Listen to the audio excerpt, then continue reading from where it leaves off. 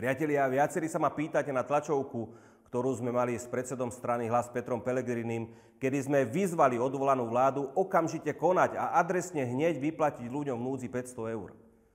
Choronotevický klamár a daňový podvodník Matovič, ktorý zadlžil každého človeka na Slovensku vrátane kojencov, a to najviac zo všetkých politikov v histórii, tvrdí, že máme v rozpočte dosť peňazí na rozdávanie. Ak teda máme, tak nech koná okamžite, aby sa táto pomoc pre našich najchudobnejších obyvateľov udiala ihneď. Už včera bolo neskoro. Nie o pol roka ako volebný úplatok, ale okamžite. Ľudia, ktorí v tejto chvíli nevedia, ako prežijú ďalší deň, lebo si nemajú za čo kúpiť enormne drahé potraviny, nemôžu čakať do volieb, veď sa tých volieb ani nemusia dožiť. Oni potrebujú okamžitú pomoc.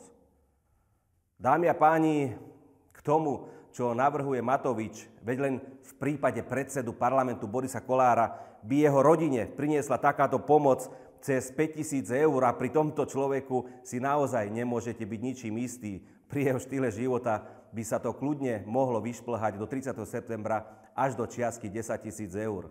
Pozdravujem, pán predseda. Ale teraz vážne.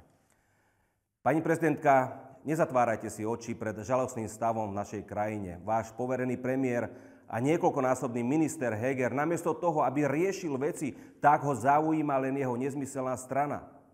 Celá ich koalícia dáva ruky preč od tohto problému a namiesto riešenia veci sa tvária ako alibistická opozícia. Sú to práve oni, ktorí môžu za tento stav, kam až priviedli naše Slovensko.